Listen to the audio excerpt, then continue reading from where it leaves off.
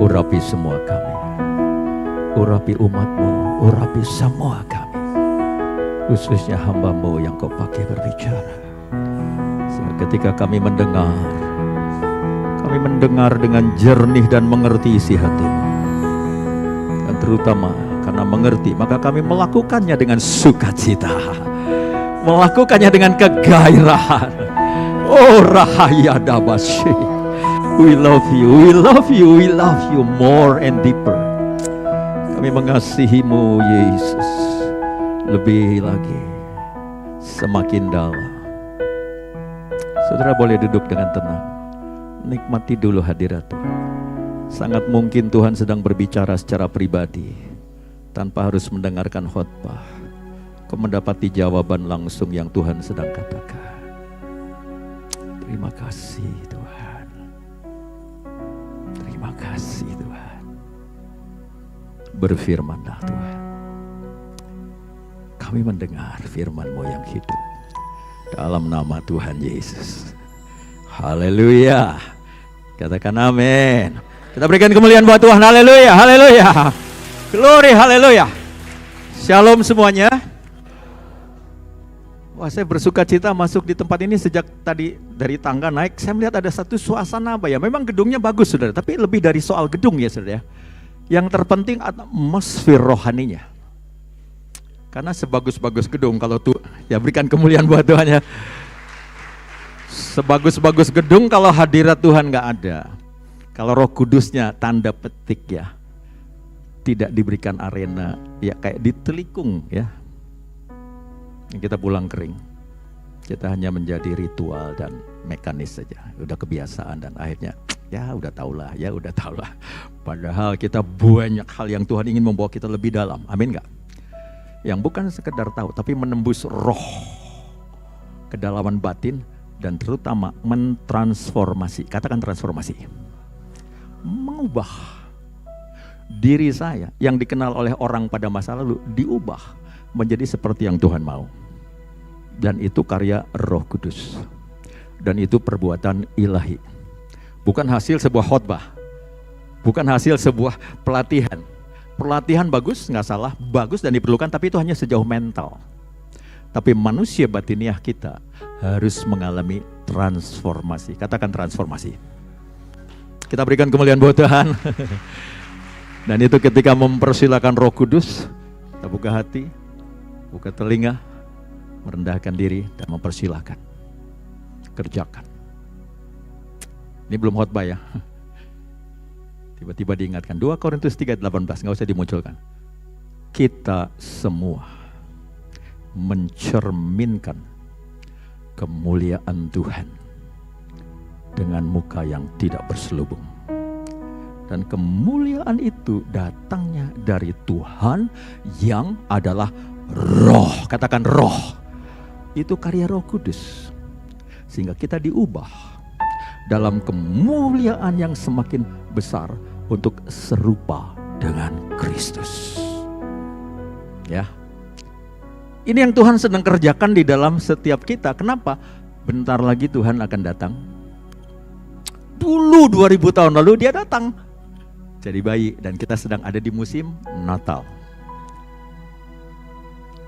Tapi yang terpenting saudara, bukan hanya startingnya. Start itu penting. Kalau nggak ada startnya nggak ada apa-apanya, nol besar.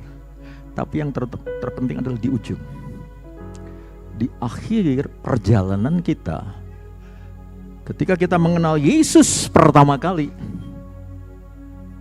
membuka diri sebagai orang yang tidak layak karena dosa, kesombongan, kejahatan, kekotoran, kenajisan, segala hal yang gak layak, gak cocok untuk masuk surga. Kita terima Yesus, wah kita sukacita. Amin. Itu dikatakan cinta mula-mula saudara ya. Tapi dalam perjalanan ada banyak hal bisa disakiti, bisa dikecewakan, bisa mengalami kegagalan, dibentuk, diremukkan, kadang-kadang orang bilang dulu gak ikut Tuhan gak gini-gini banget deh. Ikut Tuhan ya bangkrut, ya difitnah, ya dihianati, katanya pendeta, nipu, duit gua dipinjam, hilang gak dibalik. Bisa begitu di tempat lain loh ya, gak di sini saudara, bukan di sini, tempat lain. kecewa saudara, ada banyak. Pilihan kita mau menjadi orang yang pada hari Tuhan Yesus datang kedua kali dalam kemuliaannya, kita menjadi orang yang diangkat oleh Tuhan. Engkau layak dipermuliakan bersamaku. Ini yang paling penting. Yang setuju katakan amin. Ya, kita berikan kemuliaan buat Tuhan. Itu belum khotbahnya, tapi itu semacam merefresh kita. Betapa pentingnya Roh Kudus di dalamku ini mentransformasi hidup kita. Kita semua mencerminkan kemuliaan Tuhan, bukan menampilkan nih gue yang hebat nih. Orang bisa hebat karena punya gelar S3, PhD, profesor, nggak apa-apa, itu hebat saudara. Masalahnya mau kita tampilkan itu yang nih gue atau enggak. Aku bersembunyi di dalam Kristus supaya rupa Kristus yang nampak. Yang setuju katakan amin. Nah, ini menjadi concern-nya Tuhan. Katakan concern. Pemikiran, kerinduan, hal yang dia terus lihat dan ukur. Berapa jauh ya jarak antara rupa Kristus dengan rupa dunia di dalam jemaatku di bumi anggrek. Tuhan concern saudara. Peduli banget, mikirin banget, dan mengerjakan. Sehingga apa yang menjadi kerinduannya, itu terwujud di tempat ini. Saudara, pada hari ini, itu topik yang lain memang ya, tapi tetap relevan. Saya ingin menyampaikan dengan tema Yesus Raja Damai. By the way, semua udah tahu nama saya Martin Gultom ya. Saya udah lebih dari sekali di tempat ini. Ada wajah-wajah yang saya kenal dengan baik. Oh ya, terima kasih buat Pak Gembala, Pak Pendeta Ambarita, bersama Ibu, Pak Leo ya, dan semua para pemimpin yang sudah mengundang saya hari ini. Nah, saudara, hari ini saya ingin bawa tema Yesus Raja Damai ya. Oke, nah next slide-nya. Saya ingin kutip dari Yesaya 9 ayat 6. Kita ada di musim Natal. Dan ini nubuatan yang sudah digenapi dan sedang akan digenapi. Yesaya 9 berkata, sebab seorang anak telah lahir untuk kita. Sebab seorang putra telah diberikan untuk kita. Lambang pemerintahan ada di atas bahunya dan namanya disebutkan orang. Jadi ini diakui secara open public, terbuka.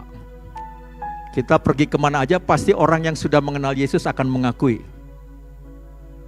gelar yang dikenakan kepada Tuhan Yesus. Yang sekarang kita concern, kita yang concern, gelar itu sudah berkorelasi enggak, mengait enggak dengan hidupku hari ini? Iya, Tuhan itu maha kuasa. Pertanyaannya, apakah kuasa Tuhan nyata mengubah hidup saya keluar jadi pemenang? Atau bolak-balik muter di tempat yang sama, Gilgal, dosanya bolak-balik, tobat kumat. No. Hari ini, saya rindu gelar yang ada, satu aja. Itu mengikat kita dan mengangkat kita, menyiapkan kita untuk bergerak. Sampai hari Tuhan datang. Pengenalan kita tentang Yesus Raja Damai menjadikan kita sejak hari ini tidak pernah kehilangan damai sejahtera. Di tengah segala goncangan, kegelapan, hal yang menakutkan, hal-hal yang menyakitkan bagi banyak orang yang gak jelas masa depannya. Tapi di dalam Tuhan yang adalah Raja Damai, kita penuh damai sejahtera. Semakin kuat, semakin berlimpah, semakin menjadi seperti Yesus yang tidak tergoncangkan. Dikatakan lambang pemerintahan ada di atas bahunya dan namanya disebutkan orang. Pertama, penasihat ajaib. Yang kedua, Allah yang perkasa. Yang ketiga, Bapa yang kekal. Yang keempat, Raja Damai. Katakan Raja Damai. Nah, saya akan ambil bagian yang Raja damai. Semua penasehat ajaib, Allah yang perkasa, Bapa yang kekal, Raja damai, semua ini di dalamnya keilahian Allah yang penuh. Bukan sekedar penasehat, tapi rahasia sorga, rahasia ilahi dibukakan. Salomo salah satu yang mengalami hikmat Allah. Daniel salah satu yang mengalami hikmat Allah. Yusuf salah satu yang mengalami hikmat Allah, di mana rahasia yang tidak bisa dibukakan oleh siapapun, Tuhan bukakan. Ada amin, saudara? Sehingga ada solusi ilahi. Nah, saya loncat ke Raja Damai karena tema ini yang sedang saya ingin bagikan buat kita. Saya kok agak gerah ya. Boleh saya buka jasnya? Saya baru pulih kemarin dari flu. Gak apa-apa ya, saya buka ya. Iya. Aku mengerti kenapa tiba-tiba jadi panas. Apa karena api Roh Kudus ya, saudara? Oke. Yesus datang ke dunia menjadi raja dan memerintah dalam kerajaan damai. Sejak dia menampilkan dirinya, sejak dia dibaptis, dia tidak kurang derajat dan kuasa raja yang berkuasa atas segalanya. Iblis yang paling tinggi, Lucifer, mencoba menantang semuanya keok. Yesus datang ke dunia menjadi raja dan memerintah dalam kerajaan damai. Waktu dia mengakhiri perjalanan di bumi, hari terakhir masuk ke Yerusalem, naik keledai, orang berkata Hosana. Dia disambut sebagai raja. Karena memang nubuatannya memang raja yang akan datang. Ya ini dia, Raja Damai. Nah, saudara, ketika dia datang dari sorga, memakai tubuh wanita, Maria jadi bayi yang kecil, saudara. Sejak dia itu tampil, dilihat oleh gembala, dilihat oleh orang Majus, apa yang sebenarnya dibawa dari sorga? Yesus membawa rupa dan gambar Allah yang ditulis dalam Kejadian 1. Marilah kita menciptakan manusia menurut rupa dan gambar kita. Yang mengerti katakan amin. Dan itu yang sudah dirusak, sudah dikoyak, sudah dicemari, sehingga gak nampak lagi rupa Allah itu sejak manusia berdosa. Semua orang sudah berdosa dan telah kehilangan kemuliaan Allah. Artinya apa? Nggak nampak lagi wajah dan rupa Allah dalam kemuliaan. Waktu Yesus datang, sebelum para gembala ketemu bayi di palungan, apa terjadi? Malaikat dulu memberikan proklamasi. Itulah kemuliaan. Mana ada manusia di bumi sebelum lahir ada nggak disebut sih jumlahnya berapa, tapi dibilang sangat banyak. Malaikat menyanyikan kor welcoming the King of Glory. Yang ngerti katakan amin. Jadi kedatangannya dalam kemuliaan, saudara. Kesukaan bagi dunia, gitu ya lagunya ya. Kemuliaan bagi Allah di tempat yang maha tinggi. Kemuliaan bagi Yesus, Tuhan yang memerintah atas segalanya, Raja segala raja. Nah, kalau kita baca kitab Lukas, ketika para malaikat menyatakan, memproklamasikan hari ini ada kabar sukacita, muncullah seolah kalau ini panggungnya, layarnya kebuka, banyak banget malaikat. Lalu nyanyinya apa? Kemuliaan bagi Allah di tempat yang maha tinggi. Ini identitas kita, saudara. Katakan identitas. Identitas. Sekali lagi identitas. Saudara sadar nggak ada kemuliaan Allah di dalam saudara? Ada kemuliaan Allah di dalam setiap saudara. Nggak peduli pangkatnya tinggi, direktur, gubernur, presiden, atau apapun jabatan tinggi, atau bahkan nggak punya jabatan. Bahkan mungkin ya, yang mungkin nggak dikenal orang, cuman bersihkan lantai. Ada kemuliaan Allah.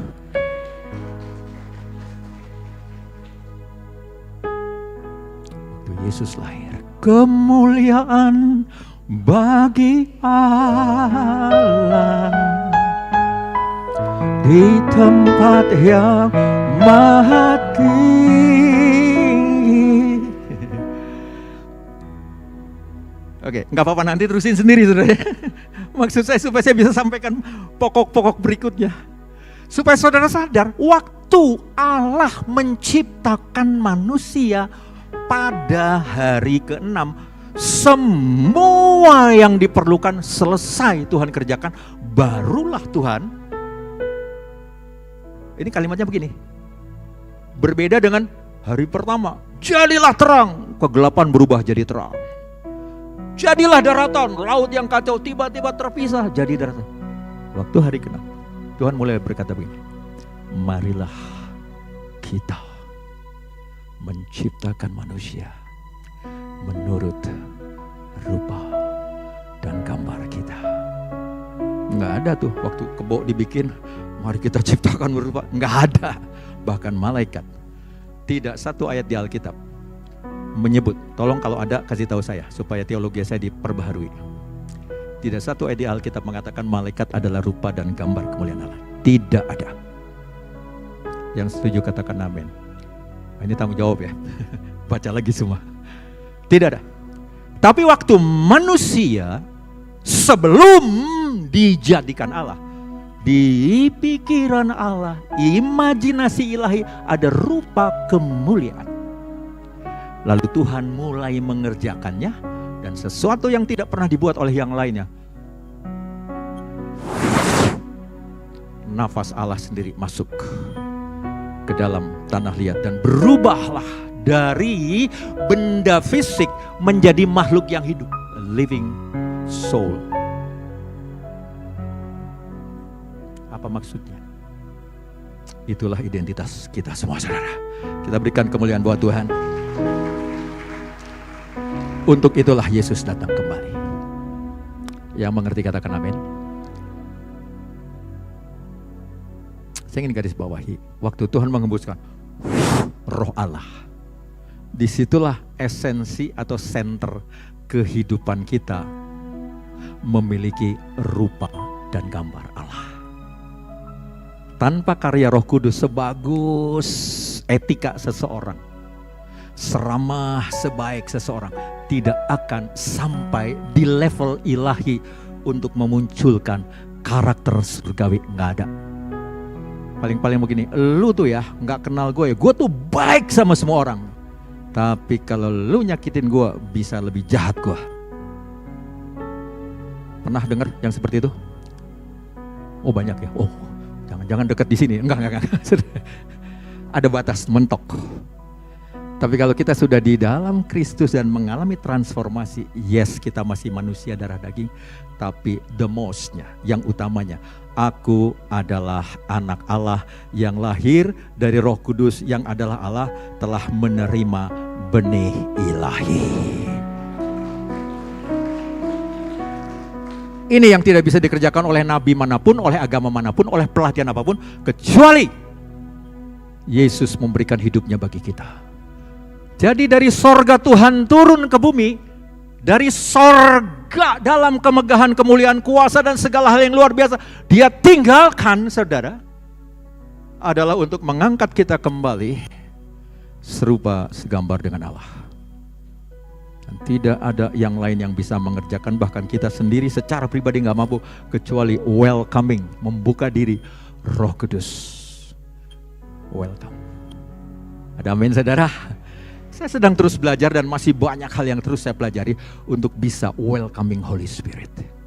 Hari-hari ini ke depan, di tengah kegelapan yang makin gelap, di tengah goncangan yang menakutkan, di tengah kejahatan manusia, itu dinubuatkan dalam 2 Timotius 3 mulai ayat 1 dikatakan, pada hari-hari terakhir akan ada kesukaran yang besar. Udah deh, jahatnya lebih jahat dari semua yang pernah kita tahu. Karena manusia akan cinta uang, manusia akan cinta dirinya sendiri, dia akan garang, gak tahu berterima kasih, gak peduli dengan agama, yang peduli apa? Gue. Oke, saya gak mau terlalu jauh, ntar gak kelar-kelar saudara. Itulah kenyataan manusia. Tapi begitu kita membuka diri bagi roh Allah, kiri kanan dunia ini gelap, di dalam roh Allah aku melihat terang Tuhan.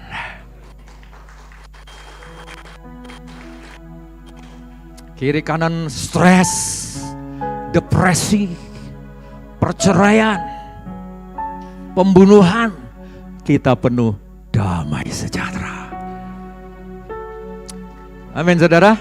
Oh mahal sekali damai sejahtera. Hari ini saudara, ada banyak orang yang sakit mental. Sekali lagi saya gak mau sentuh sisi itu. Yesus datang menampilkan rupa dan gambar Allah, memulihkan kita menjadi serupa segambar dengan Allah. Nanti baca sendiri Roma 8 mulai ayat 29, 30, 31 ya. Tadi 2 Korintus 3 udah jelas. Kita mencerminkan kemuliaan Tuhan, diubah dari dalam. Kelahiran Tuhan Yesus datang ke dunia sebagai Raja Damai, menampilkan teladan 3 sifat.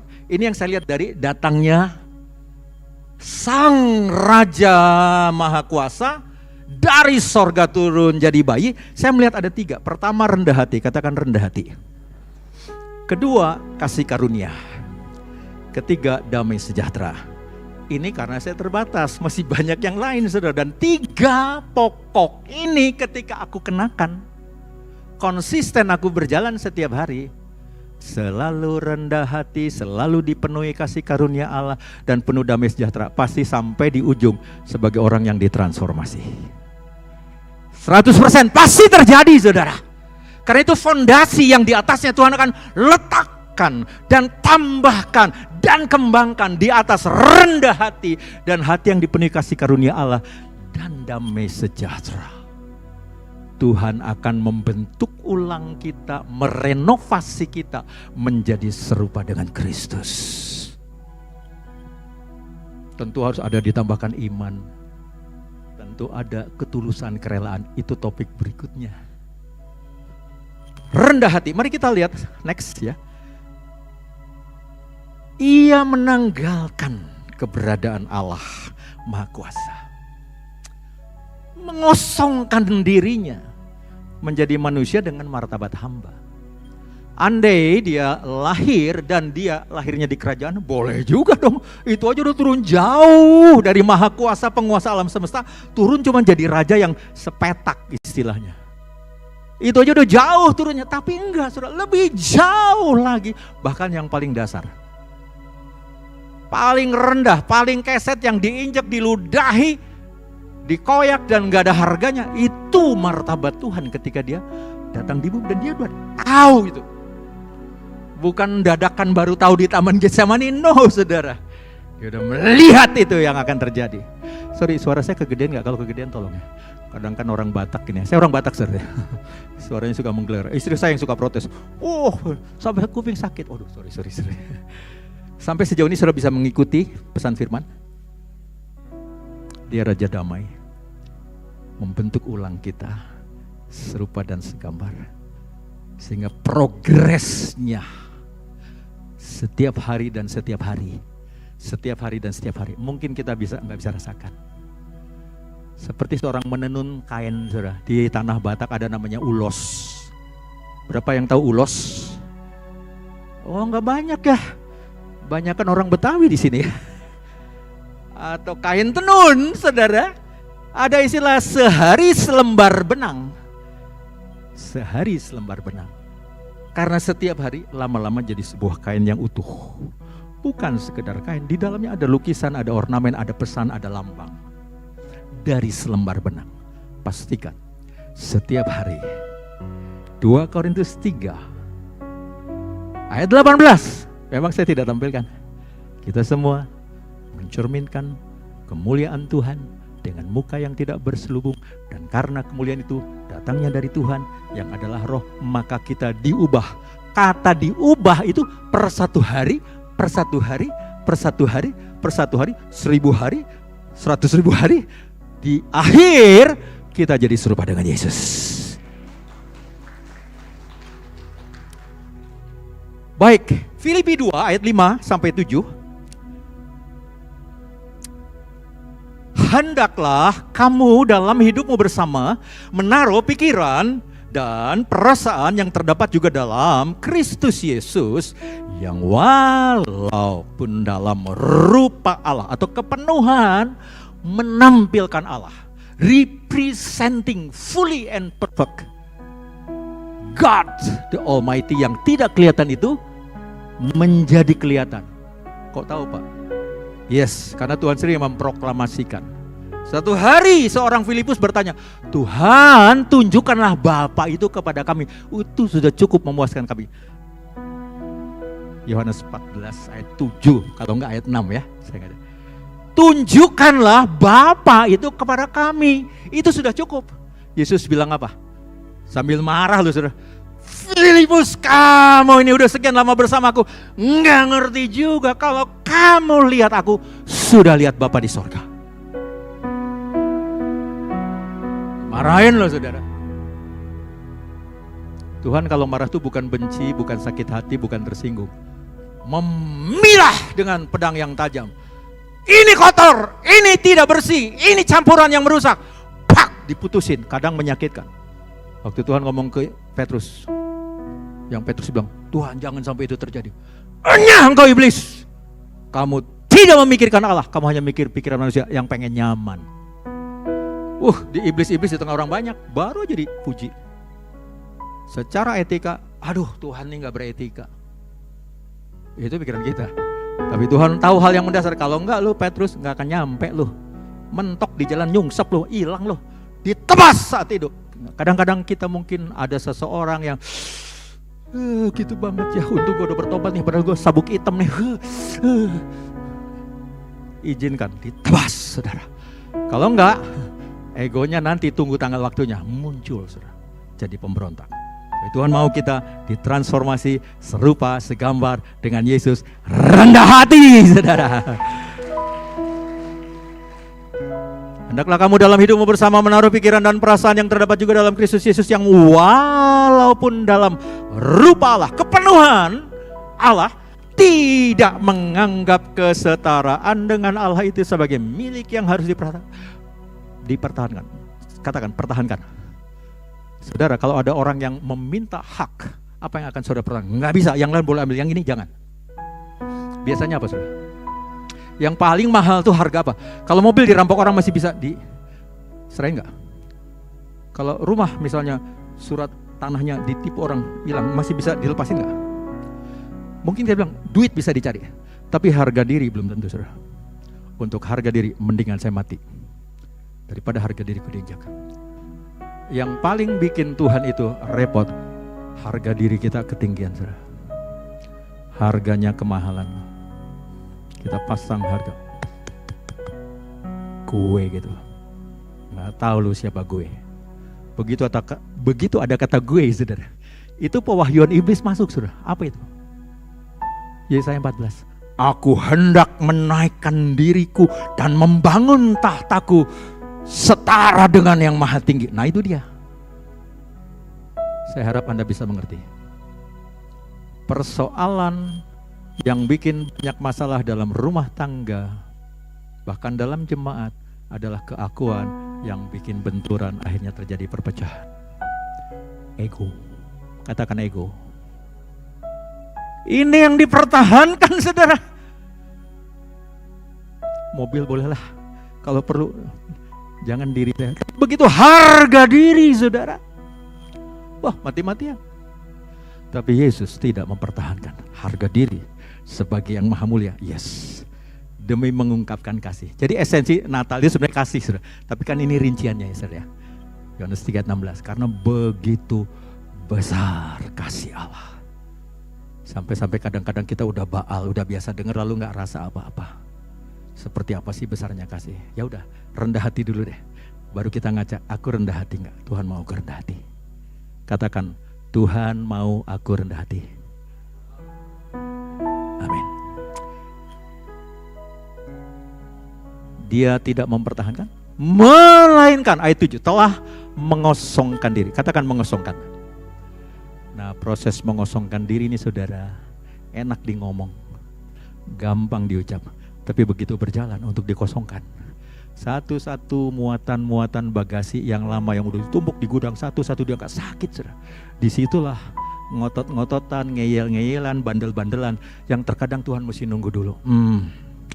Ya sudah, jalan dulu deh sampai kamu kapok, kejungkir dulu, kegecek dulu biar balik lagi. Daripada ancur-ancuran dulu kayak Yakub muter-muter, mendingan cepet aja. Tuhan, aku mau jadi serupa dengan Kau. Ku mau seperti-Mu, Yesus, disempurnakan selalu dalam setiap jalanku, memuliakan nama-Ku. Mau seperti-Mu, mau seperti-Mu, Yesus, sempurnakan selalu dalam segenap jalanku, memuliakan nama. Mainkan aja musiknya. Mohon maaf, ini 11.35. Jujur saya itu orang yang kurang peka ngatur waktu. Yang harusnya udah berhenti, saya masih semangat saudara. Terus terang aja, berapa menit lagi? Jadi udah lewat ya? Oh 45, masih ada 10 menit. Oh 12 menit. Ini baru slide kelima saudara. Oh, masih banyak saudara. 14 slide. Betul nggak yang jaga media? 14 slide. Jadi saya tidak akan memaksakan semua yang sudah saya persiapkan saudara. Ada 3 tadi. Rendah hati, kasih karunia, damai sejahtera. Nah, klimaksnya kan di damai sejahtera. Yesus Raja Damai. Tapi nggak usah harus semua ya saudara ya. Karena yang terpentingnya relationship saudara dengan Roh Kudusnya. Pewahyuan oleh Roh Hikmat dan wahyu dari Roh Kudus membuat aku mengenal Yesus dengan benar. Katakan mengenal Yesus dengan benar. Bukan menurut pikiranku, bukan menurut kata para teolog, tapi karena Roh Allah membukakan rahasia yang tersembunyi menjadi gamblang buat kita. Ini yang paling penting. Ya kita berikan tepuk tangan buat Tuhan, haleluya. Dan saya merasakan Roh Kudus di tempat ini saudara. Ya, sebab itu asah terus. Sehingga setiap saudara peka. Begitu masuk rasakan ada Roh Kudus, cepat tune in, cepat ikuti. Jadi begitu sudah shalom, roh saudara sudah berkobar, sudah bernyala, well-nya juga diangkat, kita tembus ke tingkat-tingkat yang lebih tinggi, pewahyuan yang baru terbuka, pewahyuan baru mentransformasi hidup kita saudara. Amin gak saudara? Aku sangat percaya, amin saudara, karena aku mengerti. Jadi dari 10 menit, saya kira saya harus closing statement aja. Dan saya tidak mengecewakan saudara, karena ini paling basic saudara ya. Jadi rendah hati, berikutnya Matius 11 ayat 29 ya. Itu gak mungkin kita bisa capai kecuali belajar kepada Tuhan Yesus. Ada amin saudara? Nah, cara Tuhan mengajar dan melatih kita, Dia punya banyak berbagai cara dan alat peraga yang Dia pakai. Matius 11:29 berkata, pikulah kuk yang kupasang dan apa? Belajarlah padaku. Ini satu-satunya yang saya temukan di Alkitab. Yang Yesus berkata, belajarlah kepadaku. Yang lain muridnya datang, Tuhan ajari kami berdoa. Tapi yang dari perkataan Tuhan sendiri berkata, belajarlah kepadaku. Cuman ini sudah, artinya apa? Penting banget supaya lulus. Kalau enggak lulus. Dipastikan enggak lulus lah. Sombong kita itu mengakar dalam, berlapis-lapis. Ego kita itu, berbagai level dan masa-masa sejarah masa lampau, saudara. Cuma Tuhan yang tahu seberapa sombong kita di dalam. Saya pengen angkat kesaksian panikologi dibawa ke dalam kerendahan sampai bertingkat-tingkat, sampai saya geleng-geleng. Wah, Tuhan luar biasa, saudara. Di depan orang banyak loh dia ngomong, saudara. Enggak waktunya. Pikulah kuk yang kupasang dan belajarlah padaku, karena aku lemah lembut dan rendah hati, dan jiwamu akan mendapat ketenangan. Kata ketenangan dan damai sejahtera itu identik, saudara. Karena ketenangan yang ilahi membuat kita tidak tergoncangkan. Orang mau jahat sama kita nggak kepengen ngebalas, walaupun di hati mungkin sudah mendidih, tapi ketenangan yang dari Tuhan berkata, ampuni saja. Damai yang dari Allah ilahi. Walaupun mukanya nyebelin banget, tapi Tuhan bilang kasihilah. Nah, itulah kasih karunia itu tadi, saudara. Jadi saya sepintas saja ya. Karena kalau bukan kasih karunia Tuhan, kita tekor, katakan tekor. Tekor dalam kasih, saudara. Dibutuhkan 100.000 kasih, punya 5 perak doang, saudara. 95-nya apa? Lu belum tahu siapa gue. Sabar, ada batasnya. Tekor, saudara. Mungkin gak dengan fisik, ucapan kita yang tajam. Nyindir tapi nyek.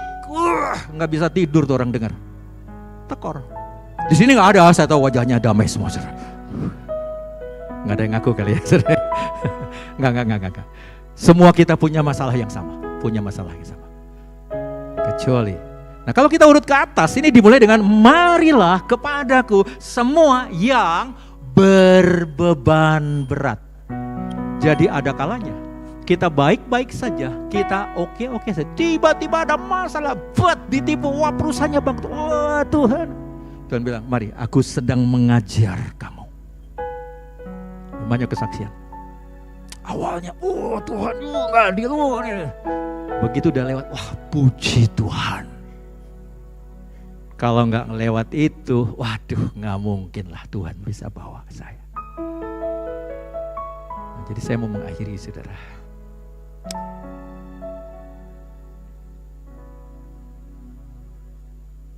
Saya kutip aja ayat Yohanes 1. Kita loncat ke slide nomor berapa? Nomor 7 ya, ayat 14, 16, 17. Lalu loncat nanti ke slide menjelang terakhir 13. Boleh ditayang?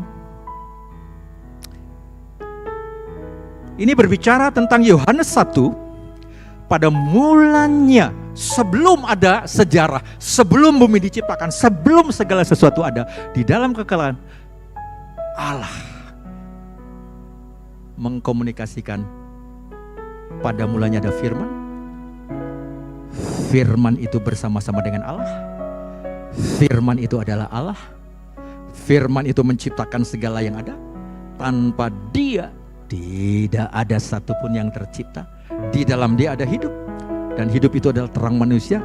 Dan firman itu, ayat 14, jadi manusia. Namanya siapa? Yesus. Dia Allah pencipta, pemilik, penguasa. Jadi manusia dan diam di antara kita, mengidentifikasikan dirinya yang maha mulia kepada hamba tanpa reputasi.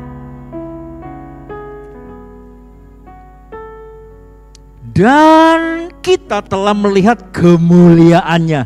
Selalu, saudara, kan dia maha mulia, walaupun jadi hamba tetap aja penuh kemuliaan, saudara. Itulah kodrat ilahi, itu selalu kemuliaan. Walaupun kita miskin, tanda petik gak punya duit, tetap kita itu mulia, saudara.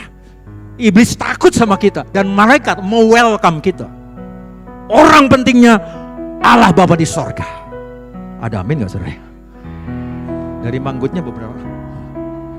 Ini dongeng apa? Enggak, ini kebenaran, saudara. Kemuliaan Allah ada di dalamku, karena Yesus telah datang membawa kemuliaan, memberikan bagi saudara dan saya tanpa kecuali. Maka dikatakan kita telah melihat kemuliaannya, yaitu kemuliaan yang diberikan kepadanya sebagai anak tunggal Bapa, penuh kasih karunia dan kebenaran. Kalau cuma kemuliaan, gue anak jenderal, gue anak presiden. Tapi kalau dibungkus dengan kasih karunia, Walaupun saya anak presiden, enggak lah, saya ingin bersama dengan rakyat. Ada gempa bumi, ada banjir, aku juga ikut nangis. Ada kasih karunia. Nangkep saudara? Itulah rendah hati, enggak bawa-bawa. Kemudian, tapi saya tahu harga diri saya. Jadi kalau diapa-apain orang, ya tersinggung sedikit. Habis itu, enggak, saya dipenuhi kemuliaan Tuhan. Jadi enggak berpanjang-panjang, titik, hapus, selesai. Karena dari kepenuhannya, kita semua telah menerima kasih karunia demi kasih karunia demi kasih karunia sepanjang hidup sampai Tuhan datang. Kita butuh kasih karunia setiap hari. Bukan dengan kekuatanku, kehebatanku, pengalamanku, reputasiku. No way, kasih karunia Tuhan. Sebab hukum Taurat diberikan oleh Musa, tetapi kasih karunia dan kebenaran datang oleh Yesus Kristus. Kita akhiri di Yohanes 14. Slide berapa ini? 11 saja. Kita berhenti di sini. Saudara, pada waktu Yesus akan meninggalkan bumi, karena dia harus selesai di bumi, dia tahu murid akan goncang. Bukan cuma murid hari itu, murid sepanjang zaman. Kalau tidak mengalami, memiliki damai sejahtera ilahi, bilang gini, capek juga ya pelayanan, capek juga ya hidup gini-gini aja, dulu gak gini banget sebelum dengan Tuhan Yesus. Capek. Tapi begitu ada damai sejahtera, sejarah membuktikan saudara, mencatat ketika di zaman Nero, tentu kita gak akan kuat kalau tidak ada kasih karunia. Mereka menghadapi api yang membakar untuk dibakar hidup-hidup. Tenang aja tuh, penuh damai saudara. Karena aku melihat Yesus yang welcoming, mari masuk dalam kemuliaanku. Stefanus dilemparin, mukanya bercahaya saudara. Itu damai sejahtera yang ilahi. Tuhan katakan damai sejahteraku milik Yesus. Seperti waktu di perahu, murid-murid teriak, guru kita binasa. Wah, gelombang. Yesusnya tidur nyenyak saudara. Kok bisa? Penuh damai. Ada amin. Kita tidak tahu ke depan ada apa, tapi kita tahu di dalam kita ada apa? Yesus. Tuhan berkata, damai sejahteraku kutinggalkan bagimu. Damai sejahtera milikku yang memenuhiku sejak aku tampil di permukaan sampai aku disalibkan, sampai aku naik. Damai sejahtera itu diberikan kepada kita semuanya. Ada amin. Kita berikan kemuliaan buat Tuhan, membuat kita akan tetap bertahan. Ku mau sepertimu Yesus, sempurnakan selalu dalam segenap jalanku, memuliakan. Mari kita bangkit berdiri, kita nyanyikan ini sebagai deklarasi. Ku mau sepertimu Yesus, disempurnakan selalu dalam segenap jalanku,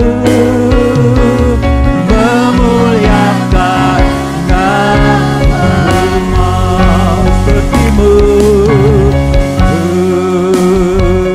Mau sepertimu Yesus, disempurnakan selalu dalam segenap jalanku,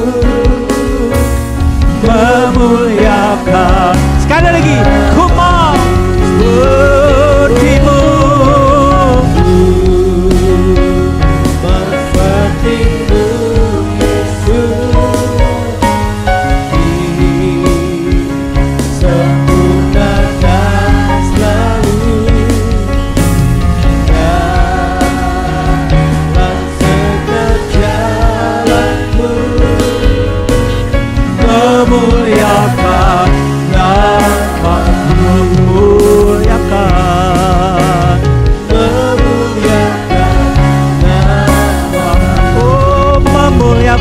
Kami undang Pak Pendeta, Pak Gembala. Ya